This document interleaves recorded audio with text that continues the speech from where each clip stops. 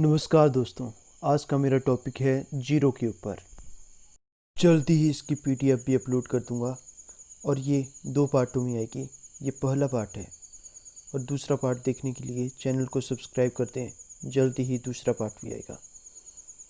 तो देख लेते हैं व्हाट इज़ जीरो। जीरो की डेफिनेशन क्या मानी जाती है। Zero is a number use to represent the number in numerals. It fulfills a central role in mathematics as the additive identity of integer, real number and many other algebraic structures. तो ये तो हो गई इसकी definition. तो general में देखा जाए तो जीरो एक नंबर है जो रिप्रेजेंट करता है कंसेप्ट ऑफ नथिंग और एब्सेंस ऑफ एनीथिंग का। ये माना जाता था कि पुराने लोग भी, जो पुरानी सभ्यताएं थी, वो भी मानते थे कि ऐसा कुछ ना कुछ होता होगा, लेकिन उनके पास कुछ प्रॉपर वर्ड नहीं था, कोई कंसेप्ट नहीं था उनके पास उसे समझने के लिए। अब हिस्ट्री देख लेते हैं इसकी।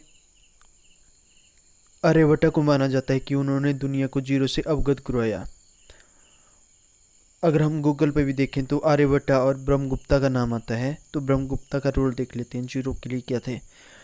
ब्रह्मगुप्ता ने जीरो के ऑपरेशन को डिफाइन किए थे। उन्होंने बताया था कि zero plus A is equal to A होता है, ए माइनस जीरो भी ए होता है और ए मल्टीप्लाई जीरो जीरो होता है।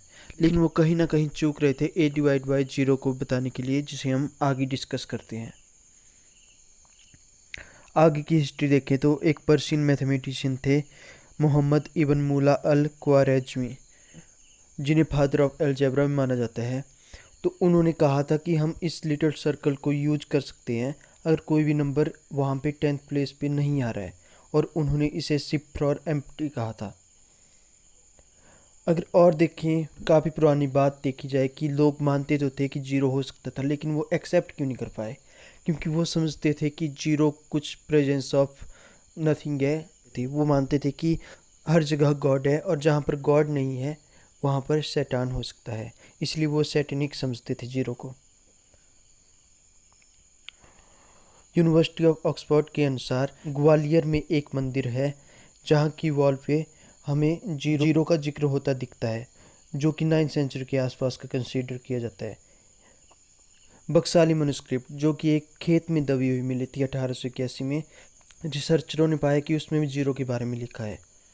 वो मानते थे कि इसे 9th सेंचुरी के अराउंड लिखा था, लेकिन कार्बन डेटिंग के अनुसार उसे 3rd या 4th सेंचुरी में लिखा था। तो अब देखते हैं कि जीरो फैक्टोरियल 1 क्या होता है। पहले देखते हैं कि फैक्टोरियल होता क्या है। Factorial is about to arrange the number, that is in how many way we can arrange a number. Example के तौर पे मान लेते हैं कि अगर हमने 5 बुक को अरेंज करना है तो हम यूज करेंगे 5 factorial is equal to 5 multiply 4 multiply 3 multiply 2 multiply 1 is equal to 120। और इसके लिए एक फार्मूला बना हुआ है n factorial is equal to n, n-1, n-2, n-3 so on up to 1 for all positive integer. लेकिन क्या होगा कि अगर कोई हमें कहे कि जीरो थिंग को हमने अरेंज करना है, तो हम नहीं कह सकते कि zero factorial is equal to 0 0-1 0-2 so on up to 1, क्योंकि ये पैटर्न को फॉलो नहीं कर रहा है और इस बात की कोई सेंस भी नहीं बन रही है। अपने ब्रेन का यूज़ करते हैं कि हम जीरो चीज़ों को किस तरीके से अरेंज कर सकते हैं। तो वो है कि जीरो को उसी के स्थान पर रखते हैं, जीरो एच इट सेल्फ। तो therefore zero factorial is equal to 1। तो दोस्तों, डिवीजन बाय जीरो के बारे में मैं अगली वीडियो में बताऊंगा। उसमें इसकी हिस्ट्री भी आएगी और बाकी चीज़ें भी आएगी। तो प्लीज़ चैनल सब्सक्राइब कर दीजिए और बेल को प्रेस कर दीजिए, ताकि जैसे नई वीडियो आए आपको नोटिफिकेशन आ सके। Thank you.